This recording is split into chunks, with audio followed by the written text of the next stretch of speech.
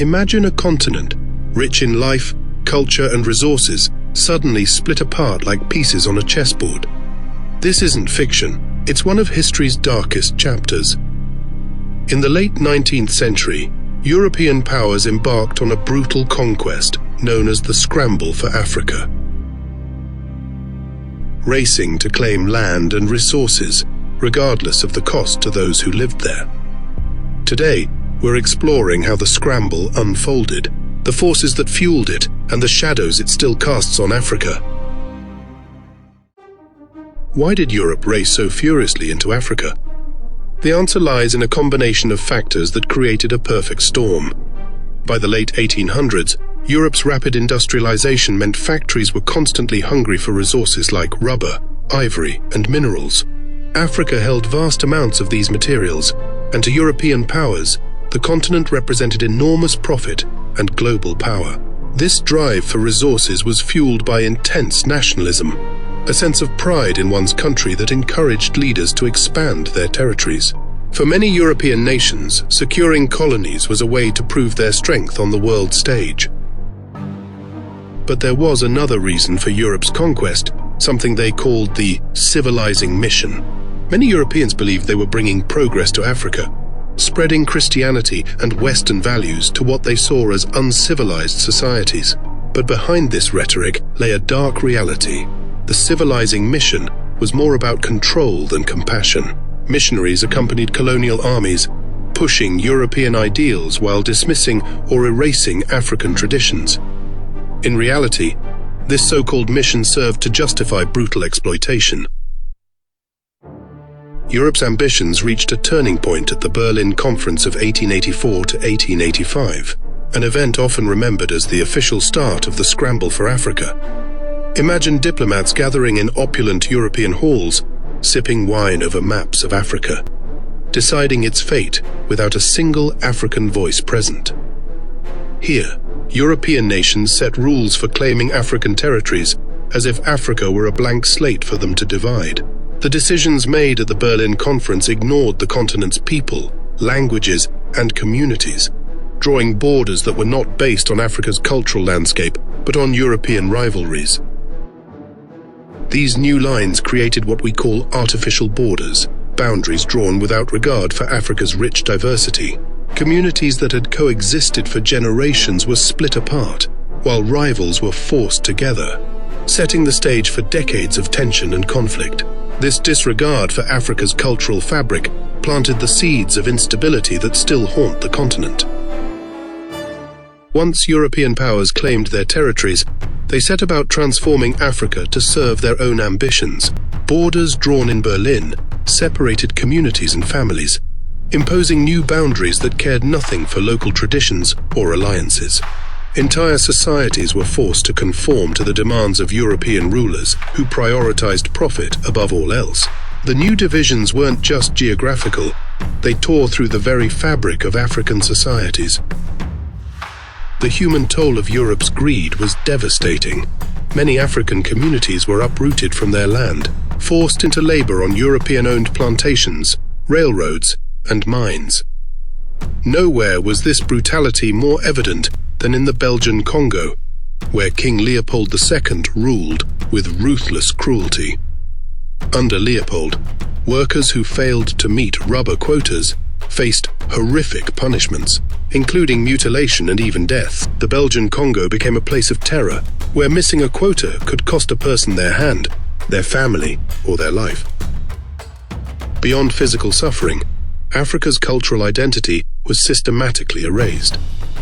European languages, religions, and governance were imposed, severing many Africans from their heritage. Christian missionaries pushed European values, often mocking or banning traditional beliefs. Imagine losing not only your home, but also your connection to your ancestors and your culture. Africa's identity was under siege. For Europe, Africa's resources were too valuable to share.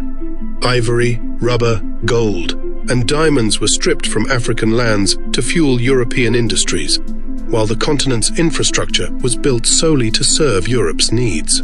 Railroads and ports were constructed not to connect African communities, but to extract wealth from the continent. leaving African societies dependent on foreign markets for basic survival. Europe introduced cash crops, crops grown specifically for sale rather than local consumption. Africans were forced to cultivate single crops like cocoa, coffee, and cotton, leaving them vulnerable to market crashes and food shortages. These cash crops fed European economies, but left African communities without food security.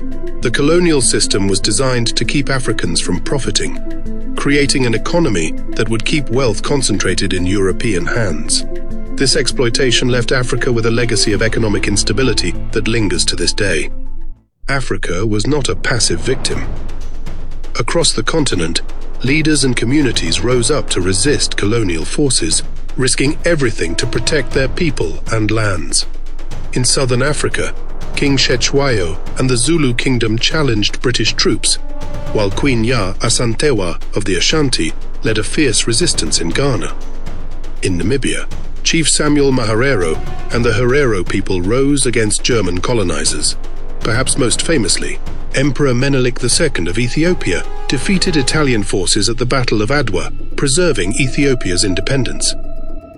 But resistance came at a heavy cost. European armies often responded with brutal force, crushing uprisings and punishing entire communities.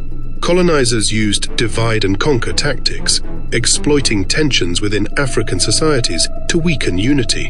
In Rwanda, Belgian colonizers enforced divisions between the Hutu and Tutsi, creating tensions that would explode into violence decades later.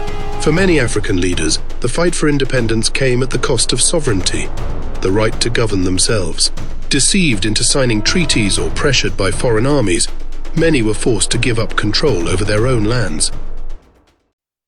The borders drawn by European powers still shape Africa's political landscape. Many African nations inherited boundaries that forced together groups with long-standing differences. These artificial borders remain one of Africa's greatest challenges as colonial divisions continue to fuel conflict and hinder unity across the continent. The economic scars of colonialism are just as deep. Colonialism, the practice of one country gaining control over foreign lands for its own benefit, left African economies stripped of resources and wealth. Railroads, ports, and infrastructure were designed only to export Africa's riches to Europe, and after independence, many African countries were left with economies designed to serve foreign markets. Dependency on foreign aid became a reality for many African nations, creating cycles of debt that persist today. Culturally, African societies are still reclaiming what was lost. Colonial powers replaced African education, governance, and religious practices with Western systems, disconnecting generations from their heritage. This legacy of displacement continues to shape African identities and communities in the modern era. As we look back on the scramble for Africa, we see a story of ambition, resilience, power, and tragedy. European powers claimed to bring progress, but they left behind a legacy of division, exploitation, and lasting scars that Africa continues to grapple with. As Africa continues to rebuild and reclaim its legacy, we have to ask, will the scars left behind ever truly heal? Thank you for watching. If this story resonated with you, consider subscribing for more deep dives into history's untold chapters, and let us know your thoughts.